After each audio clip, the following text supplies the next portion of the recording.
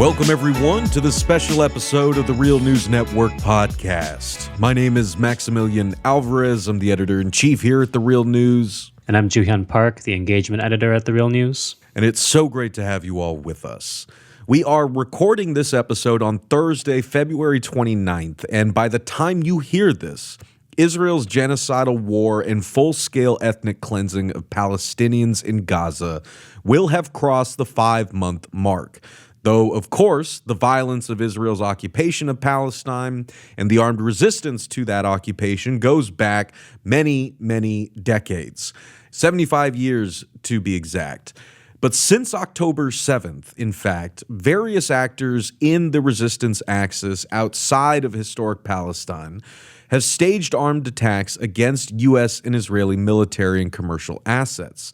From the Houthis' blockade of Israeli shipping in the Red Sea to the attacks on a U.S. base in Jordan this January that claimed the lives of 3 U.S. soldiers. Today, in part 1 of this 2-part podcast series, we're going to talk about the resistance axis and how Western media portrays this alliance of state and non-state actors in the Middle East confronting Israel and the United States, which includes Hamas, Hezbollah, Iran, Ansarallah or the Houthis, and more. And we've got 2 very special guests on the pod today who are going to help us break it all down. We are honored to be joined on the Real News Network podcast today by journalist Rania Khalek of Breakthrough News and Nima Shirazi, co-host of the Citations Needed podcast. By and large, corporate media outlets here in the U.S. have been running with the story that all the eclectic groups that make up the resistance axis are nothing more than Iranian proxies at best, or terrorist organizations indistinguishable from ISIS at worst. Rania and Nima are here with us today to cut through the propaganda and get to the facts. Just who exactly are the people and groups comprising the resistance axis? And why are they throwing down so hard for Palestine right now? How is the media portrayal of this axis, its contingent groups, and Iran shaping how we understand the politics of the Middle East, the war in Gaza, and the implications of a broader regional war?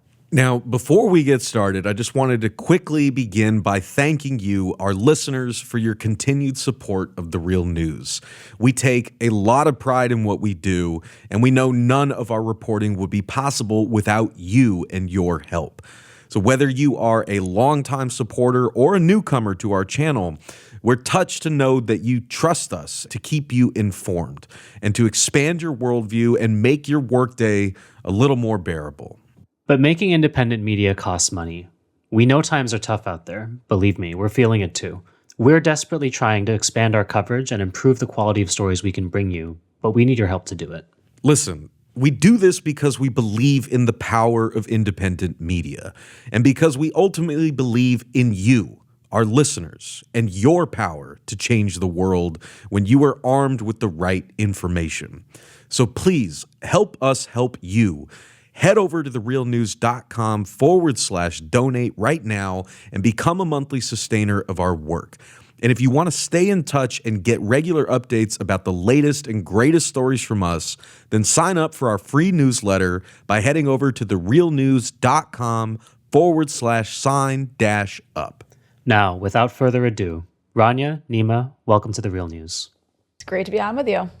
A pleasure to be with everyone today. Yeah, man, this is the crossover that the people have been itching for, and I am so excited to have all of us on the call right now, and really grateful to you guys for making time for this. I know you're incredibly busy, but we got a lot to dig into here, and we really wanted to get your guys' thoughts specifically for part 1 of this 2-part episode, which Joo-Hyun and I laid out in the introduction just now. And to just like get us rolling, get the blood boiling, get the analysis going, we want to pull a page from Adam Johnson and Nima's playbook on the Citations Needed podcast, which everyone should go listen to. You also should go support Breakthrough News, check them out, subscribe, all that good stuff. But we're going to pull a clip from a Wall Street Journal explainer video that pretty much does the work for us of like packaging all the propaganda tropes about the resistance axis and the puppet master Iran like into a tight minute and a half. So I'm going to play that for us now. And then, Nima, Rania, we want to kind of jump right into your reactions. So let's go ahead and tee up this clip from the Wall Street Journal, which was published on YouTube on January 5th of this year. Iran-backed groups form a land bridge across the Middle East and connect in an alliance that Tehran calls the Axis of Resistance. Its focus? To oppose the West. They can both transport equipment and personnel, but it can also use these positions to attack U.S. interests or threaten Israel closer to its borders. The alliance has been brought into focus amid the Hamas-Israel war, as the groups are mobilizing on multiple fronts at the same time. So here's how Iran built out the network across the Middle East, and what it means for the US and Israel. So to show you where Iran's so-called axis of resistance works in the Middle East, we have Iran over here, and then of course Hamas in Gaza over here on the Mediterranean. There's another group that Iran supports in Gaza called the Palestinian Islamic Jihad, which is actually a closer ally of Iran ideologically, but also working out of Gaza here and also in the West Bank. Iran's most important militia ally is Hezbollah here in Lebanon. Aside from that, they also have Syria's President Bashar al-Assad here and various militant groups in Iraq. And then finally, they also have an alliance with the Houthis in Yemen down here south. These connections allow Iran to expand its influence in the Middle East and make it easier for the country to transport military equipment, personnel, and weapons through the region. One of Iran's aims in the Middle East is to always keep the fight, or the military fight, as far away from its own borders as possible. And the presence of these military allies in the land bridge kind of helps it do that. Okay, let's go ahead and stop there. So Harrowing shit. Just really, intense stuff. Guys, thank you to the Wall Street Journal for breaking that all down for this. So okay, this is what we are working with. And for folks who are listening to this, I want to impress that the video, which we will link to in the show notes for this episode, literally has this, Wall Street Journal journalist laying out the puzzle pieces on a map, like he's, explaining this grand risk military strategy. So Rania, Nima, I want to turn this over to you guys and just ask, let's unpack this for our viewers. What conclusions are already being made for us in the very framing and presentation of this one piece alone? And it is very much representative of the larger narrative coming out of, corporate media and Washington, D.C. right now, as it pertains to Iran, the quote-unquote axis of resistance and its contingent groups, and Israel and the U.S.'s role in all of this. So I'm going to ask the very leading question: what is wrong about this framing to you? Or what do you think needs to be seriously qualified for people in the West who are hearing this kind of thing? Well, first, I think the Wall Street Journal needs to open up the purse strings a little bit and spend some money on graphics, because that was really pitiful. The guy literally had a paper map and little dots that he was moving around it. But you know that he does know what he's talking about because he has a British accent. No, but in all seriousness, the first thing that came to mind, seeing that is something that's very typical of the way that mainstream corporate media covers this issue of resistance axis, which is the idea that Iran is somehow some foreign player who is inserting itself into a place it doesn't belong, where there are U.S. interests at risk because of Iran's presence and Iran's support for these various militia groups, when it's completely backwards. I mean, you notice that map, for those who are just listening, there was this map, it was just of the Middle East and North Africa. So you didn't hear the guy say, oh, and the U.S. is all the way over here, because there isn't even space for the U.S. on that map, because the U.S. is on the other side of the world. So it completely glosses over the idea of, wait, what is the U.S. even doing in this region? In reality, Iran is a part of the Middle East. It is supporting actors in the region. It has a partnership with actors across the region that have similar interests to Iran, and that is to fight U.S. imperialism and to protect their own sovereignty in various ways, depending which part of the region they're from. And Iran has way more reason to be involved and invested in its region, especially against such an aggressive actor like the U.S., than the U.S. and its settler colony of Israel do. So that's where I'll start. Go ahead, Nima. Love to hear your thoughts. Yeah, I mean, it's, hard to add much to that, Rania. Thank you. Yeah, there's this overwhelming Orientalism that just pervades all of this kind of propaganda, really. There's the assumption that, U.S. troops and CIA agents and military contractors are indigenous to the Middle East. And as Rania said, they're just going about their business, but, besieged from all sides by big bad Iran, the malign foreign force that somehow has just, been there for, ever. Well, and I don't want to cut you up, but I know it's more complex than this, but the thing that keeps jumping out to me is when companies like Amazon here will hire outside union busting consultants to come into the warehouse and tell workers the union is an outside force. It's like, motherfucker, what are you? Yeah. No, exactly. I mean, there's this pathological insistence throughout our politics here in the United States and our media that the United States and its allies should control the world. And that any kind of idea contrary to that is met with incredulity and outright hostility. Right? So the guiding principle here, as we just saw in the Wall Street Journal clip, is that, the region and the world is really the victim of Iranian aggression and hegemony, rather than, as Rania, so rightly said, it is exactly the inverse. When the video kind of lays out where certain military interests lie in the region, there's one little chip for the U.S. Having an ally in Israel, one little chip for the U.S. having allies in Saudi Arabia and across the Gulf. Each one of those chips represents thousands, if not tens of thousands of American troops, dozens of military bases, the overwhelming military support, intelligence support, diplomatic cover for impunity, for war crimes exacted upon the people of the world, and certainly in that part of the world specifically, are completely glossed over, if not 100% omitted.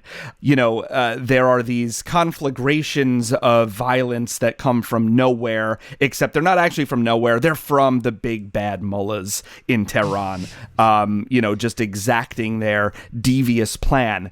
And I really think that so much of this can be traced back to the way that Iran is viewed in the American mindset, and has been for now, 4 decades at least, but much longer in terms of the Orientalist and colonial and imperial nature of the way that the West, quote unquote, views that part of the world.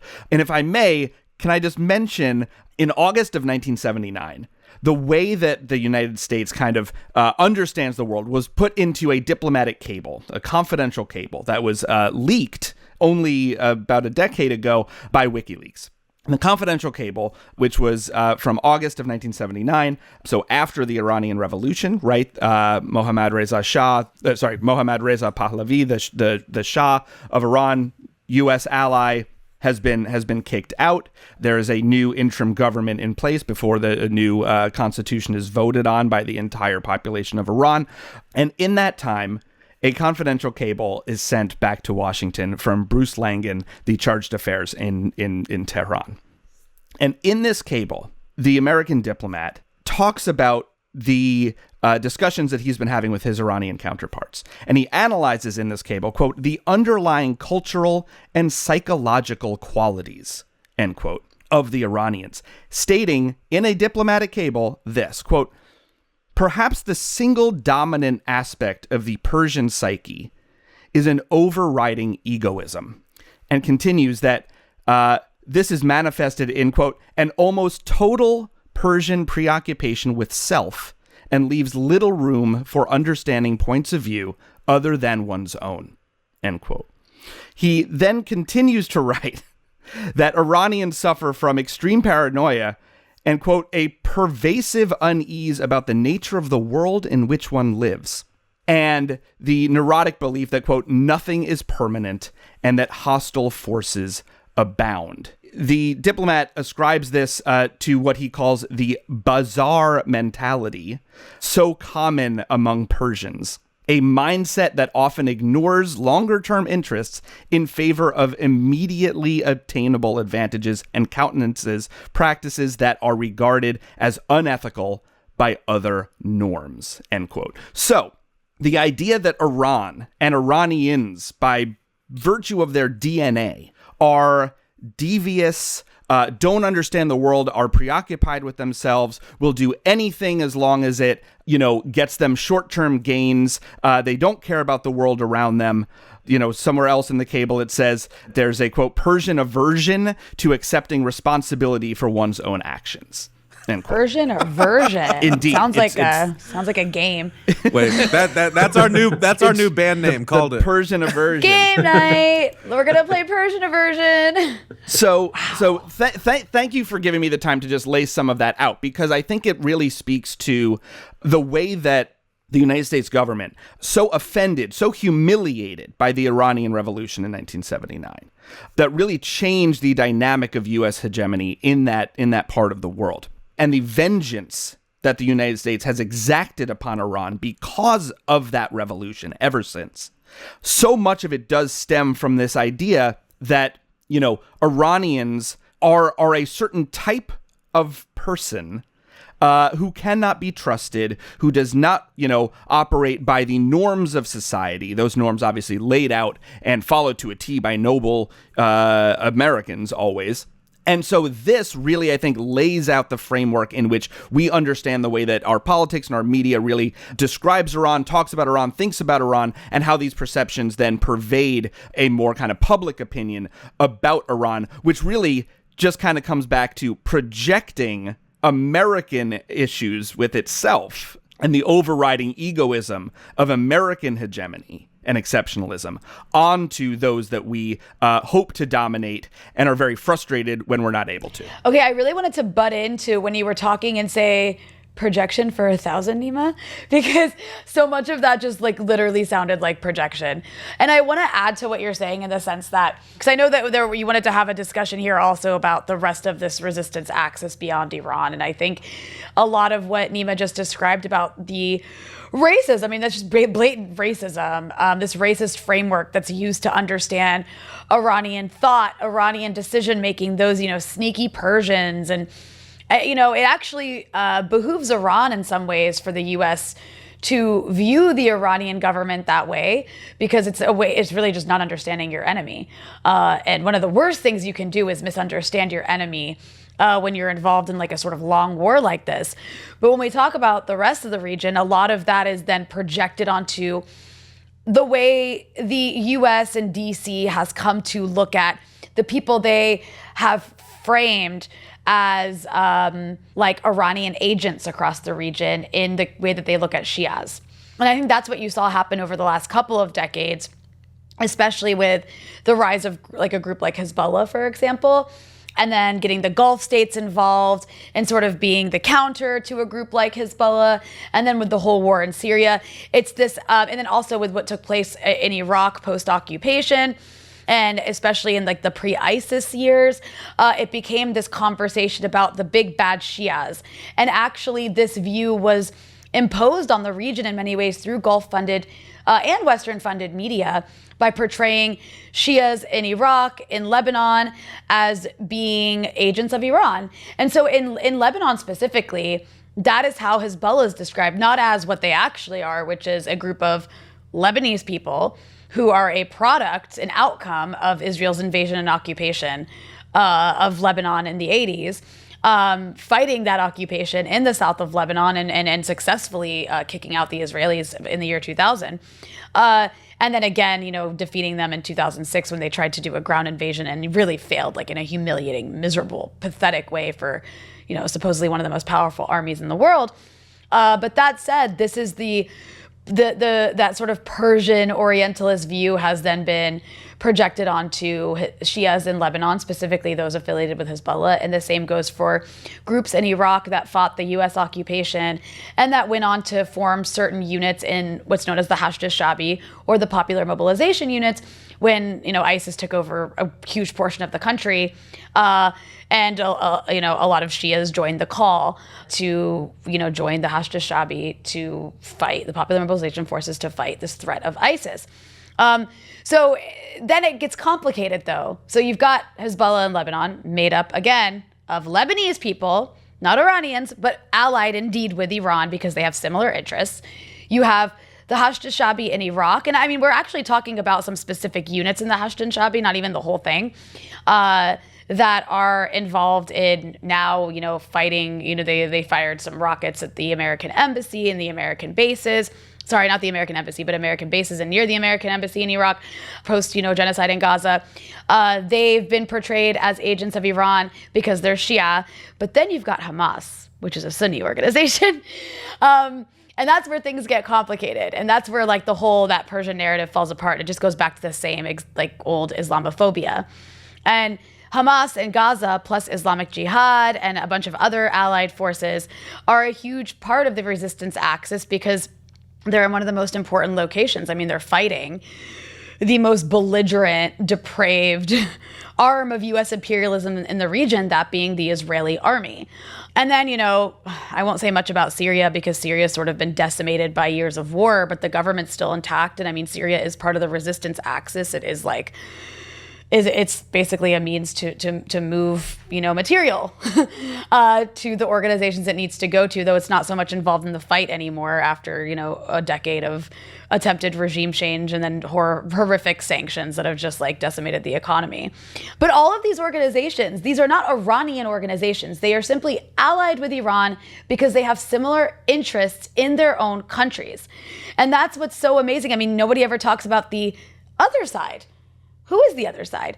It's the U.S., it's Israel, it's the Gulf states, it's Egypt, it's these Jordan, it's these monarchies. It's these monarchies and dictatorships and police states that literally are completely beholden to U.S. interests and just act as extensions of America in brutal ways, like we're witnessing right now. So even when we talk about who the malign actor is here, I mean, you don't have to love Iran, but objectively speaking, there is one side opposing a genocide and another side arming and giving it cover.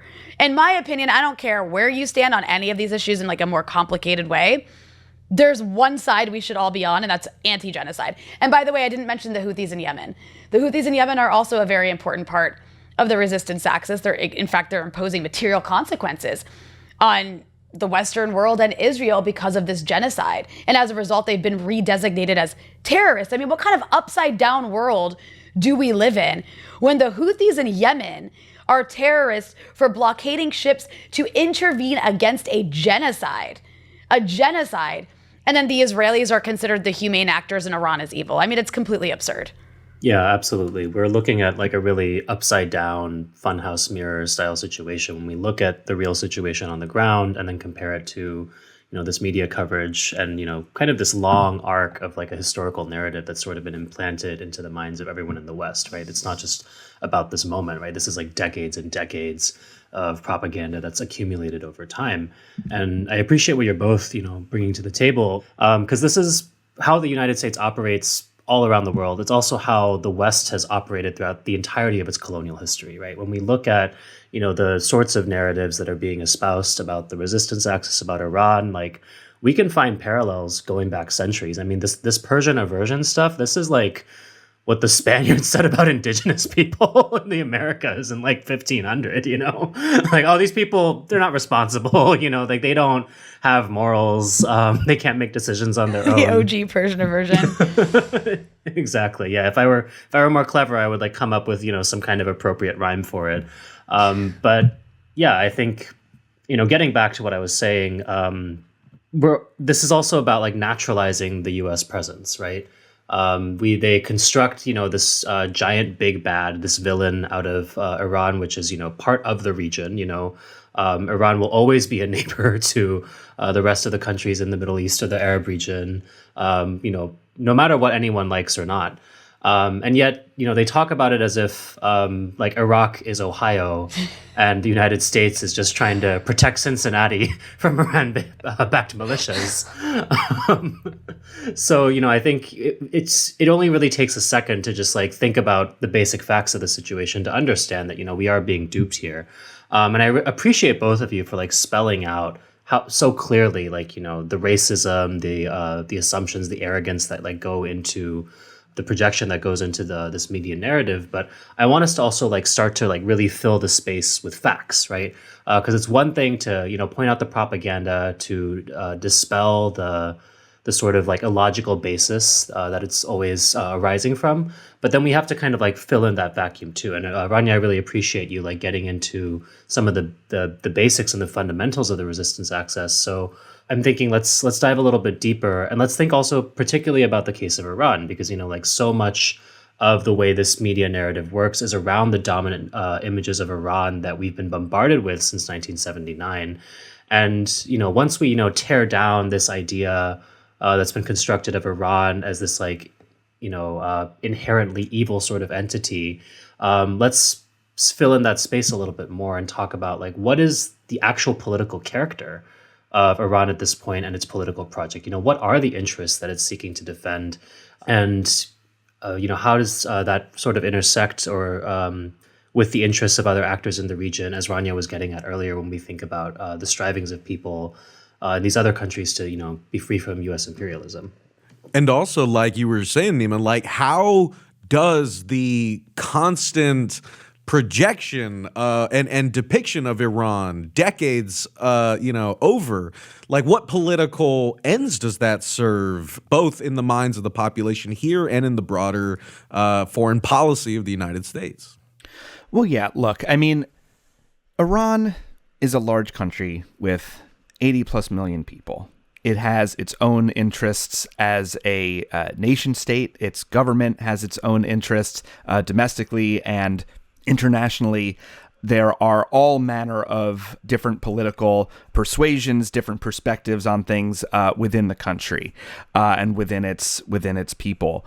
To say that Iran has, one thing that it wants to do is, a way to flatten reality so that we can somehow, after the Cold War ended, have a new big bad kind of puppet master enemy, right? You don't have the Soviet Union anymore.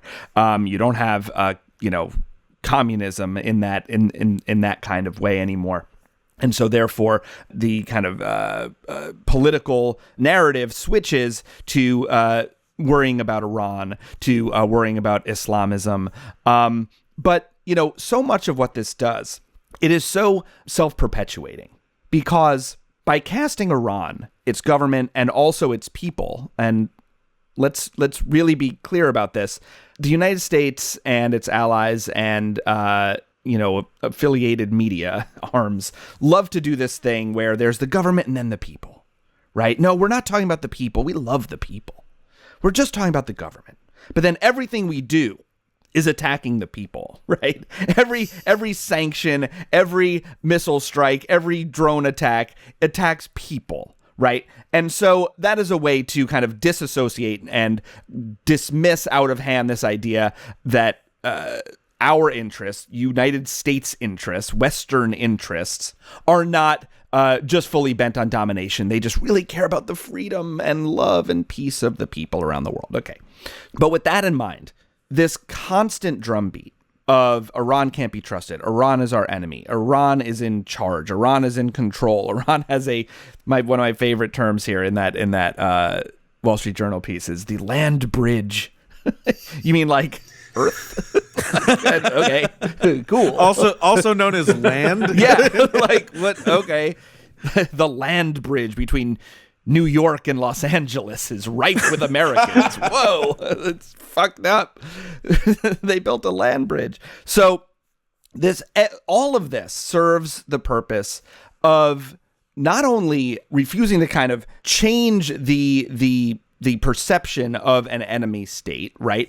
To keep that threat ever present, so that American interests, American actions, Israeli interests and actions, Saudi interests and actions can be perennially justified, right? Anything they do can be justified. It is reasonable to act in this way because of big bad Iran. But also what that does, much in the way that we see the United States political machines and media talk about, say, Latin and South America, when there are, socialist governments challenging American hegemony.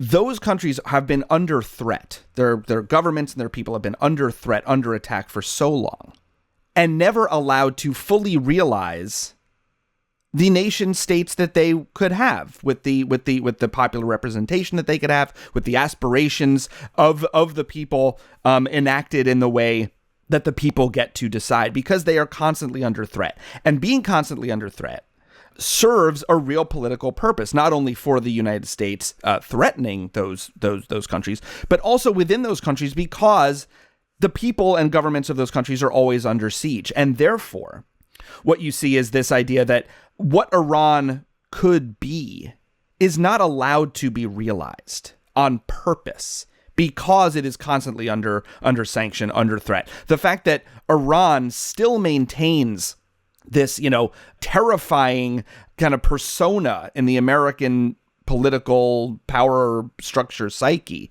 is a real testament, actually, to how much resistance Iran has been able to maintain, that it has not been, regime changed. It has not been occupied, right? And so I just think it's important to realize that this threat narrative not only threatens, people within those countries and whatever, spectrum of political interests they have, right? For aspirations of, stronger democratic representation, of different kind of relations with other countries in the world.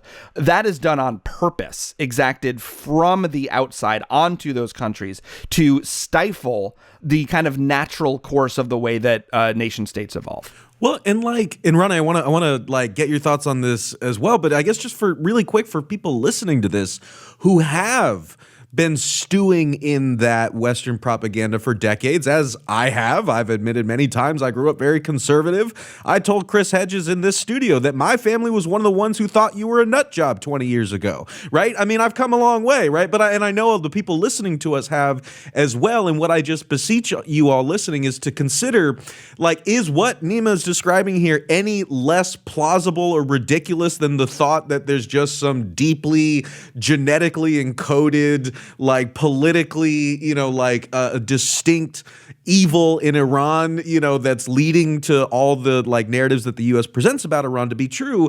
I would just ask you to consider that this is what the U.S. as an imperial power is doing around the world, including just 100 miles away from our own border. The continued blockade on Cuba is expressly designed to punish the people of Cuba, so that, as government officials here in the U.S. have said, they eventually rebel against the socialist government and overthrow it. That is the expressed point of the blockade, much like, the ways that Nima's describing the U.S. does and can and continues to apply these kinds of pressures, these sanctions, these supporting coups in Latin America and around the world to get its way, thus creating a sort of internal situation that U.S. media likes to pretend the U.S. has no role in. So, sorry, Rania, I just wanted to throw that out there, but hop back in here. Well, yeah, I think this applies to the entire region. And I want people to recognize, too, I'm talking to you from Beirut right now, a place that is a part of a country, a part of a region that has endured so much violence because of U.S. imperialism. And why? Why does the U.S. want the Middle East so bad? Why does it need to control it? I mean, it has a huge amount of oil. It's about controlling resources. It's very simple. In Iran specifically, before the Iranian Revolution in 1979, why was there a revolution? Because there was a horrific dictatorship that the U.S. and the U.K. imposed on Iran. after overthrowing a democratically elected leader in 1953 to extract Iranian oil for almost free. That is what imperialism is. It is about the US and its imperial allies going around the world, as particularly the ruling elites in these countries, going around the world and stealing resources from the global south and putting in place local leadership that will allow them to do it. Will allow them to steal the resources so that the people in these countries remain poor. Yeah, there's a few countries that are able to develop and do well. I mean, everybody has their place in the imperial hierarchy, but imperialism is just the way capitalism is organized on a global scale, and the US is at the top.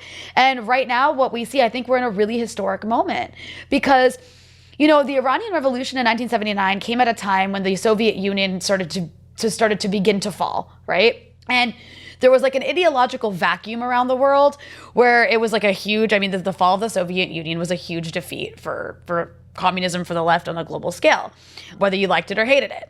And the Islamic Revolution in Iran gave a lot of new motivation ideologically across the region for revolution with an Islamic flavor.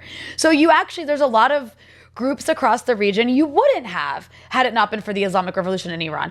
That's not to say that Hezbollah is an Iranian group, but they were in fact, the people of South Lebanon were in fact inspired by the revolution in Iran, because whether it had a religious flavor or not, it did have a religious flavor. It was a revolution against imperialism.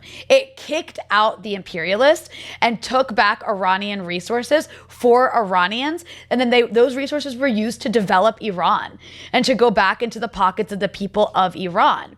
And this is about sovereignty, and this is about allowing people or giving people a chance in their countries to actually, use their land and their resources for themselves. And that's what pushing out imperialism means. Hezbollah is all about liberating Lebanese land and protecting the territorial integrity of Lebanon.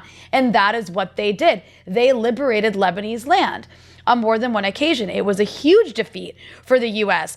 And where I'm getting at here is that as we come into the 21st century, 2003 was a very different time for the Middle East. The US was able to invade and occupy Iraq with no obstacles, really, no obstacles. It is now 2024, and there is a resistance axis. There are groups across the region that fight back, and they are allied with Iran. This is why the US hates Iran.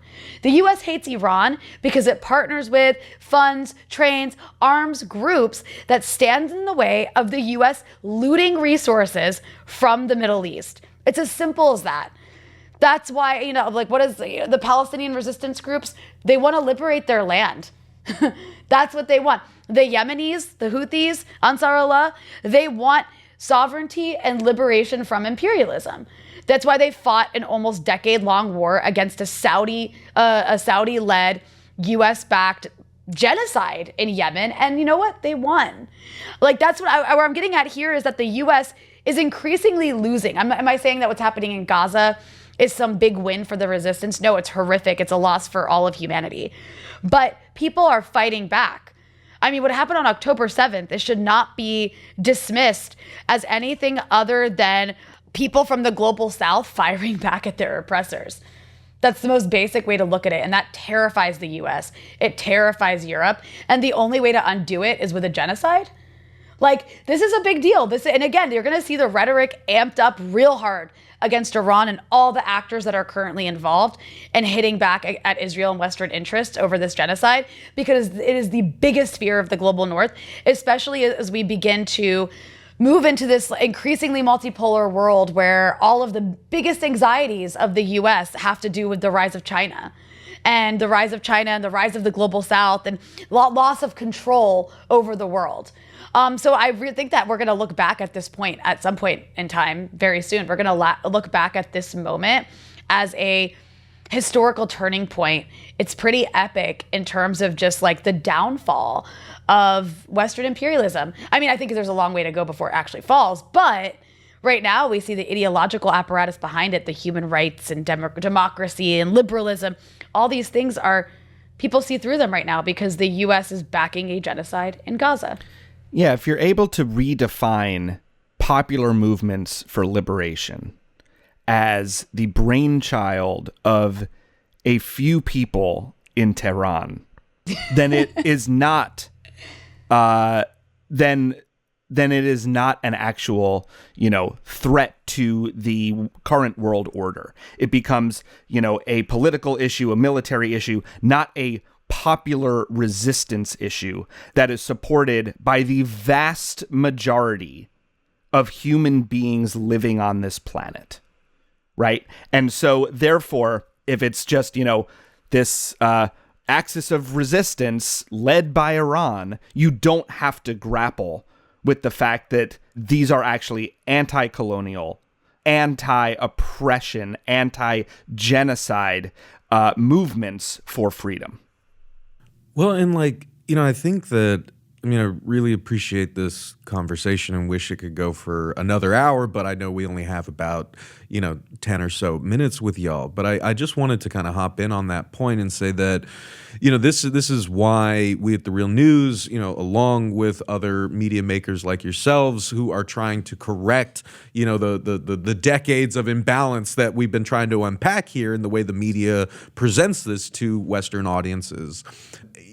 We've been really working hard to give people more of a human sense of who are the flesh and blood human beings we're talking about here? Not just the masses of brown people living in, slums with that, 24, color tint to everything, making everything look like a little more like it's a desert planet in Star Wars with a humanoid type species that isn't quite as human as us, right? But they look a little like us. It takes a lot of work to try to deprogram people who have been trained to see their fellow human beings as so much less human than they to try to, correct that. And I'm not going to say that any one of us is going to be able to do that, but I will say something is happening because we published a piece that is one of the pieces I'm most proud of since I got here at The Real News in 2020, which was a beautiful on the ground and harrowing documentary report by Ross Damoni, Nadia Peridot, and Ahmad Al-Baz from Jenin refugee camp, looking at the faces of the resistance, talking to the people in their homes who have been called terrorists for so long. And just this one quote that we used for the subhead for that piece sticks out. And I will encourage folks to watch this piece because it talks about it gives a picture of what we're talking about here. But the quote from one of the people interviewing this piece is, quote, "They call us terrorists. Who planted terrorism? Wasn't it they? As long as there is occupation, there is no future for the people. There will be no future unless they let us live," end quote. Not only is that important for people to hear, but what really struck me was that so many people here in the States were finally willing to hear it in a way that we have not been for the past 20 years. And so that is significant. I feel like the armature, the ideological armature of the post 9/11 era is, like you said, Rania, starting to break, and people are pissed at the ways they've been misled. And we are going to, in part 2 of this conversation, do a deeper dive into, these resistance groups, the flesh and blood human beings that comprise them, right? The different local and regional, and intersecting reasons that people are resisting, and so on and so forth. But with the last 10 minutes we got, Ronnie, like you said, you're over there in Lebanon. Let's start that conversation here. Let's try to sort of emphasize and end on for people that we are talking about flesh and blood human beings here. We're not saying you got to like everybody here. We're just asking you to understand that we are talking about people, and the situation, as it always is with people, is more complicated than what the media is currently telling us. So I wanted to sort of just toss that to you guys with the last few minutes that we got here. What do you want to really impress upon people listening here about the human beings behind this quote-unquote Iran-backed resistance axis, right? And what do you think that sort of texture, human understanding adds to what the frankly, what it adds to the quote-unquote conversation that we are currently having here in the West? So, people in Lebanon, people in Syria, people in Iraq, their moms and dads and children and teachers and lawyers and cooks and all of the kinds of things that exist in the U.S., Those same things exist here. All the same aspirations exist. People just like want to live their lives. They want to be safe. They want to be happy. They want to love their families. They want to enjoy their moments. They want to raise their kids. They want to go to school. They want to have jobs that pay so they can put food on the table. They want to advance in life. They want all the same things that anybody anywhere else wants, and they want to live in their countries. They want to live on their land. They want to have the freedom to do that without being bombed. And I think a lot of people have been exposed to that because of all of this stuff on social media, where they get like an insider view of just like the raw emotion and lives of the people who are being decimated in Gaza.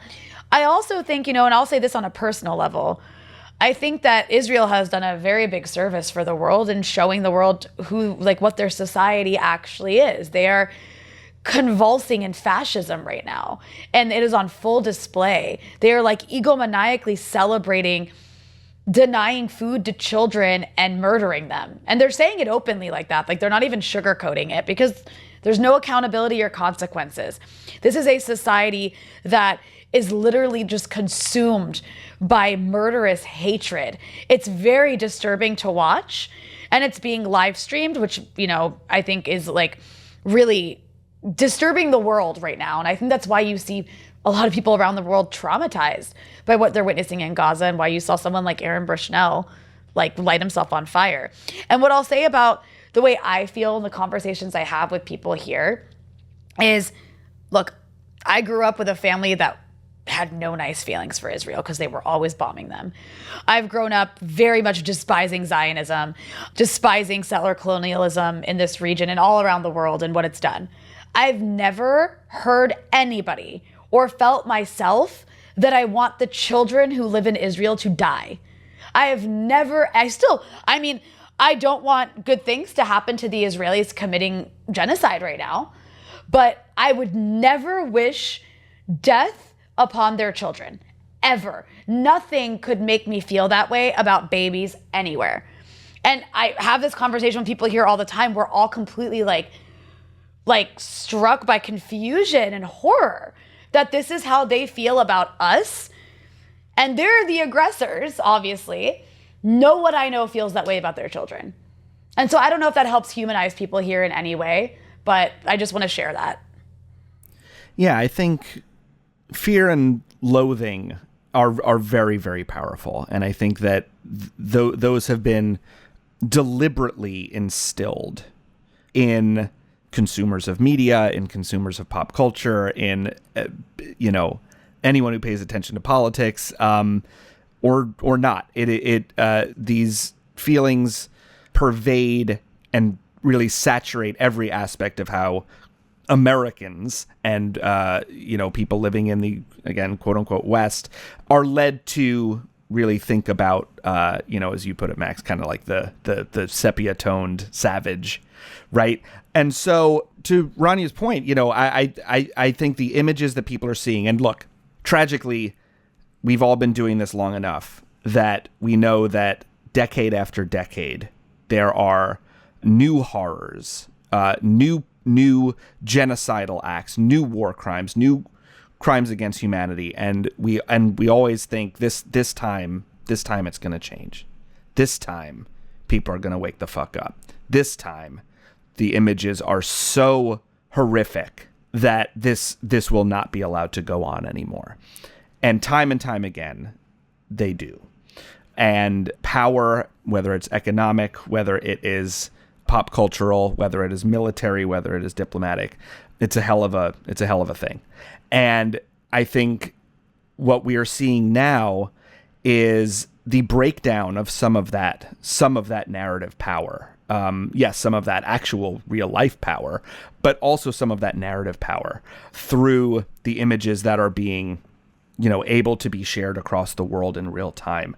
And this is not to, boost social media platforms that I think are also incredibly toxic and horrible, but there's a reason why a lot of corporate media is terrified that they are not controlling this narrative in the way that they would want to. It's the reason why the Wall Street Journal is going to put that video together, because they need to try and maintain the fear and loathing, the othering of the human beings who are on the, slaughter end of the bullets, of the missiles, of white phosphorus.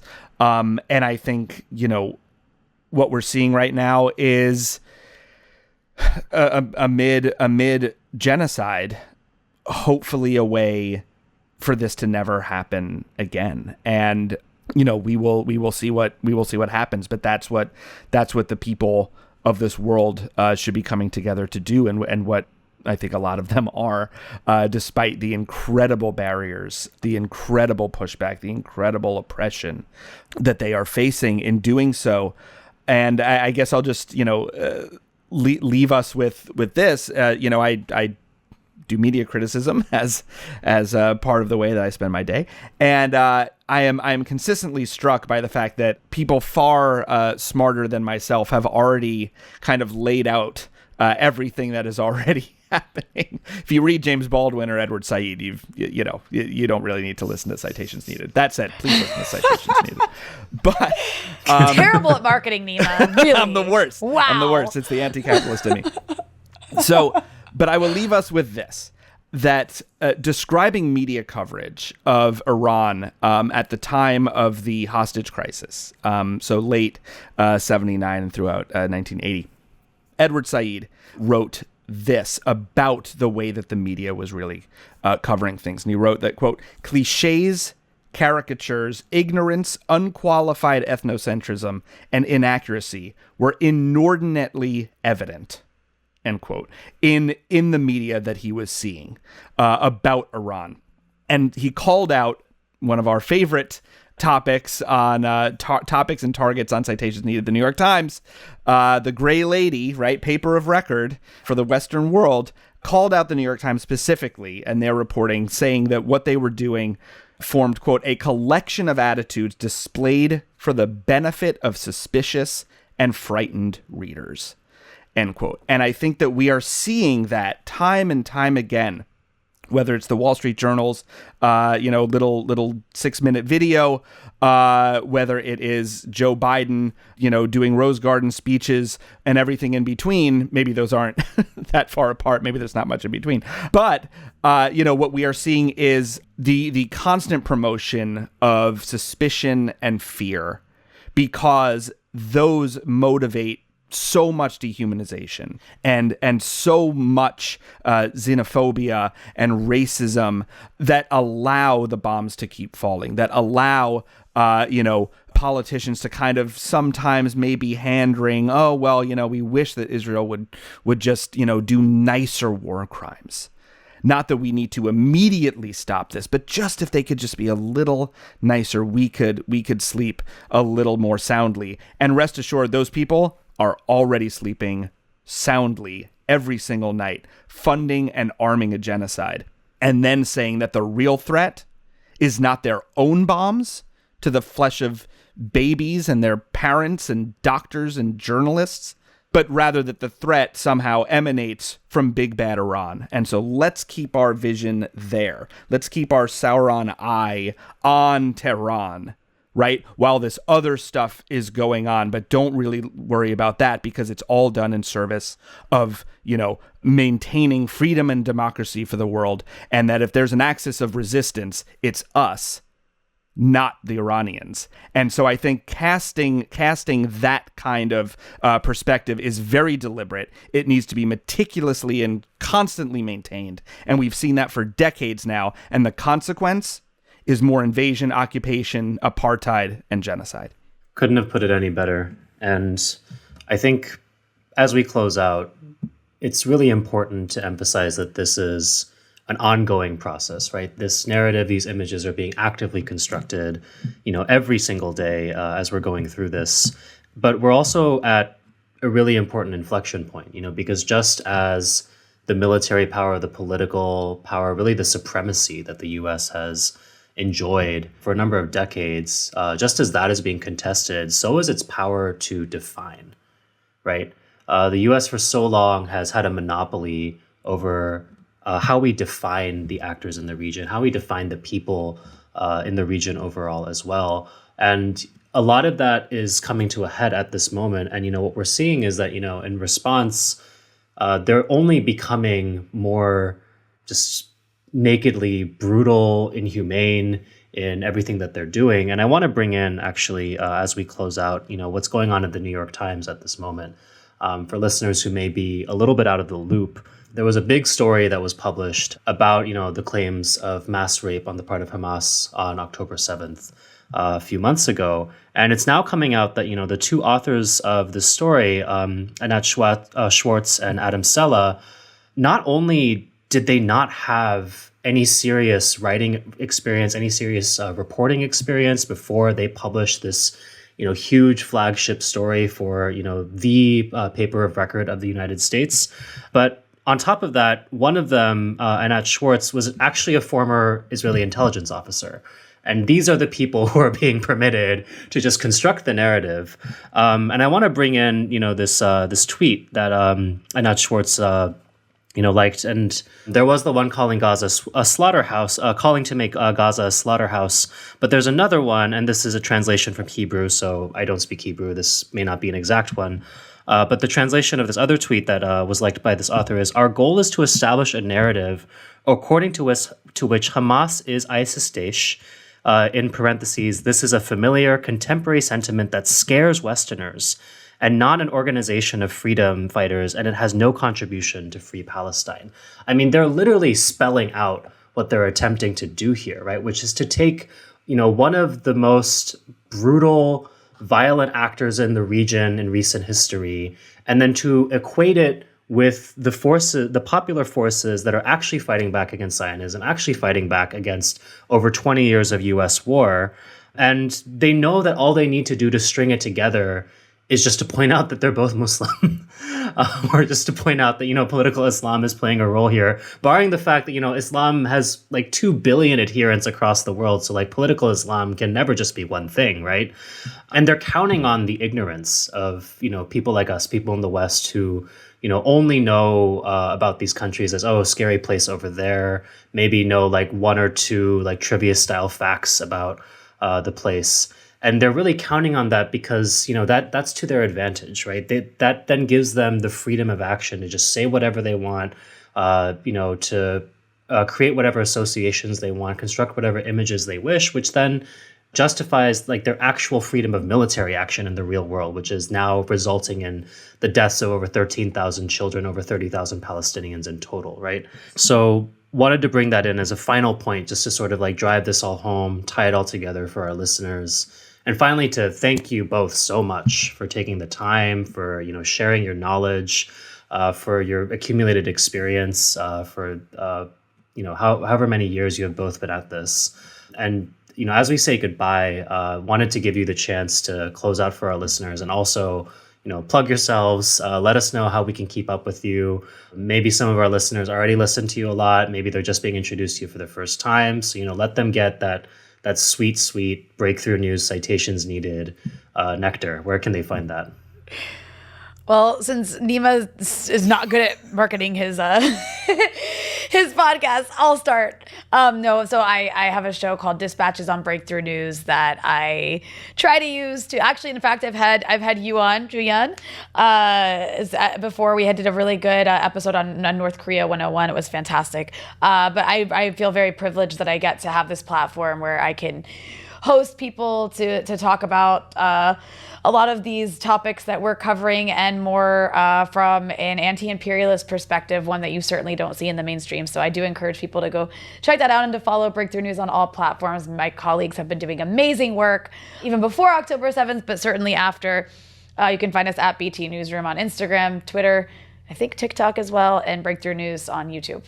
And thank you guys for hosting us. This was a fantastic discussion. I really appreciate getting to participate in it. Yeah, I really appreciate this as well. It's great to be with you, Rania. It's been a while. Good to see you. And yeah, no, the Real News is doing incredible work. So it's a real honor and pleasure to have been asked to join you all. I co-host a podcast called Citations Needed with the brilliant media critic Adam Johnson, and the team that puts that show together is really just fantastic. I mention that because it's not just the two voices you hear on the show. It's not just the host. It's the whole team. Florence and Julianne and Trendell and Marco and Mahnor, who really help us put together every episode. So if media criticism is your jam, please do check out Citations Needed. You can find that on Twitter at Citations Pod, Facebook Citations Needed. If you are so inclined to want to support the show, we are 100% listener funded. We don't run ads for like snack packs and mattresses like a lot of podcasts do, and that is on purpose. It's so that we can say what we want to say and not be beholden. And the way that we are able to keep doing that is because we are totally listener funded, which we absolutely do not take for granted. We are so grateful. We're now into our 7th season. We had started back in July 2017. And the fact that we're able to keep doing this is really just a joy, and continues to be a real privilege. So thanks to anyone who has previously listened to the show or supported the show or shared the show with folks that they love and trust, or maybe that they hate and want to bring over to our side here. So really just endless gratitude for all the listeners, for anyone who checks out Citations Needed, and as always, to you all at The Real News. We've had the honor of hosting Brother Max on the show a couple times, and it's always a fantastic time. Hell yeah. Well, Rania Khalek, Nima Shirazi, thank you both so much for joining us today on the Real News Network. It really, really was a pleasure. And everyone out there, go check out Breakthrough News. Go check out Citations Needed. Follow Rania and Nima. They are always doing great and important work. And please, before you go, head on over to therealnews.com/support and throw us some love too, so we can keep bringing y'all more important coverage and conversations just like this every week. My name is Maximilian Alvarez. I'm Joo-Hyun Park. And for the Real News Network, we wanted to thank you all so much for listening, and thank you for caring. And please let us know what you think about this conversation, and stay tuned for part 2, where we're going to be diving deeper into the Iran-backed resistance axis. And, we're actually going to be looking closer at the local level about, the history and humanity of these people and groups, so that you can be better armed to navigate the propaganda that we're all being bombarded with every single day. So for the Real News Network, this is Maximilian Alvarez signing off. Take care of yourselves. Take care of each other. Solidarity forever.